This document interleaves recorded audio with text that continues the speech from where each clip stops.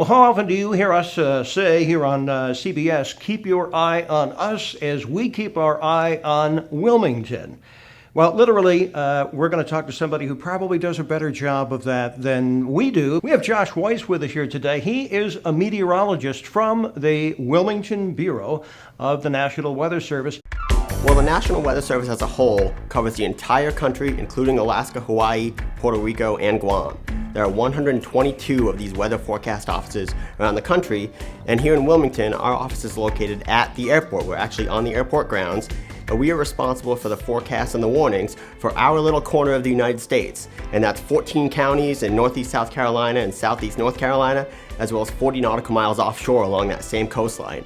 And we provide not only the severe weather warnings over the water, but we also do the beach forecasts, and we do the wave height forecast for the mariners and all that kind of information, because there's a large mariner lifestyle here in the coastal Carolinas. There's a lot of boaters who depend on those accurate forecasts for their livelihood. So not only are we keeping everybody on land watching their TV safe, but those guys out on the ocean, or those people going to the beach for their vacation, they also need to know that we are watching out for them all the time. Any day could be very different from the day before. It always keeps us on our toes.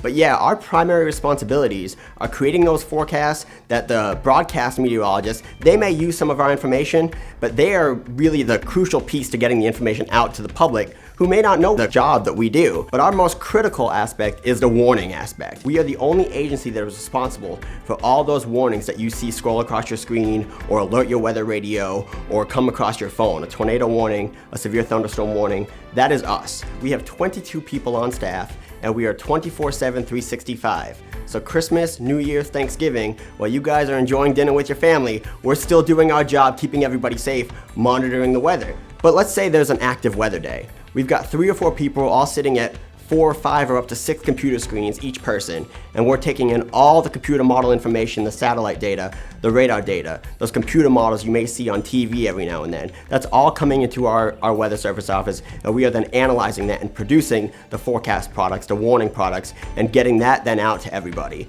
And one of the new challenges is social media.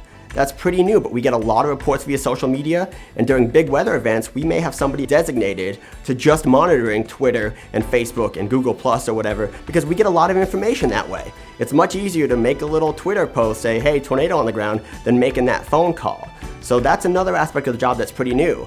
We also may have somebody that's just dealing with the media phone calls, especially during a hurricane. We have a PIO, a public information officer, who may just be answering those phone calls while we're out doing the watches and the warnings.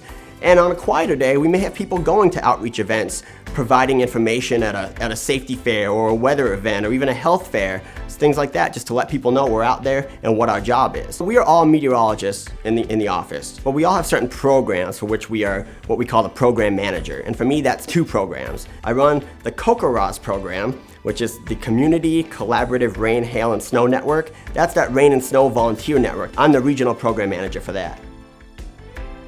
I also run the fire weather program. Prescribed fires and wildfires, if we have anything like that going on, we need to get specific weather information out to those guys working on the fire to keep them safe. Generally, we do organized tours, and you're more than welcome to call the office and try and set one of those up, because we want people to know we're out there. We want people to call us and help us and hopefully join one of those volunteer networks I talked about, because we're all on the same goal. We're all doing the same thing. And the larger the network, the larger the number of people who know we exist, the better we're then able to do our job, which is, as I said, protection of life and property.